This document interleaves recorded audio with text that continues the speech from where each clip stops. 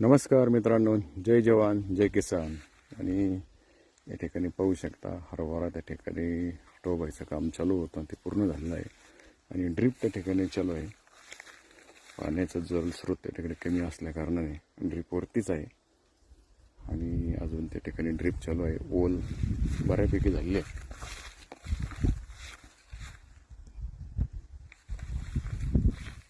अजून काही तास त्या ठिकाणी ठेवावं लागेल.